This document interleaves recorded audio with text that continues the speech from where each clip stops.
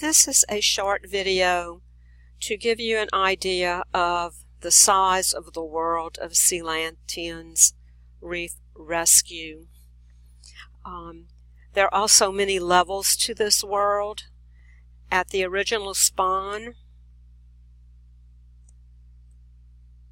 you will be over in this area, and you can see the green locator.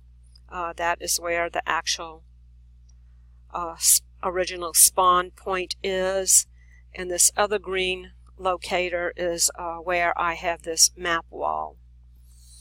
As you move over to the left or to the west, I usually make my map walls such that I'm looking north when I'm looking at the map so that I don't have to transpose things in my mind. After going to the tidal pool, there's a locator here which indicates the point at which the little character jetty and the player or yourself will be teleported to. Then some of the early stops along the way. After that, it gets a little bit more confusing. This blue area is composed mainly of blue blocks and also blue stained glass, so that, or even clear stained glass, so that you can actually see through parts of it. And then, so this is meant to look like you're really under the sea, under the blue sea. And you can kind of see some of the terrain through some of the transparent parts. I'll move up just a second. I do have some areas.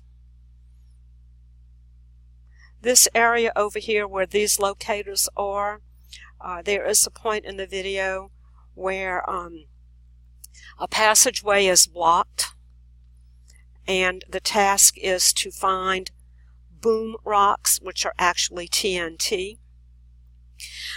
And so that takes quite a bit of extensive wandering around to actually find the boom blocks.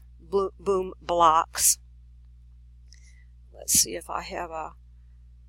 Okay, so the location for that is actually way down here. And there's a lot of meandering around under there, and a lot of, in adventure mode, a lot of bad characters that are derived, the guys that look like sea divers down there, those are actually based on iron golems. There are other characters down there that must be destroyed, and hopefully somebody will post a really nice video on the complete version, or to take up where REZDtv stopped. He stopped about 30 minutes into the game, so it would be nice if somebody else, or if that person would post another video from that point on. I just can't do it in adventure mode because I am just not good enough at adventure mode to be able to do that and to tolerate it. Another point later in the game that happens in that next part of the game that I would like to see posted happens here in the giant spaceship or submarine that hovers above, underneath the sea, but above the ground level at which the play occurs. And so that's over here, the castle from which the queen was abducted, and to which the queen will return after being rescued from the huge ship, the big submarine, is here in this big reddish area. So in general, the areas under all that blue in stained glass overcoating. That area is intended to look like a sea, and the terrain areas are all beneath that area. That sometimes I may say you're under the sea, but it's not really like you're in an aquatic world underwater. It just feels and has illusionary effects that you seem that you are under the sea.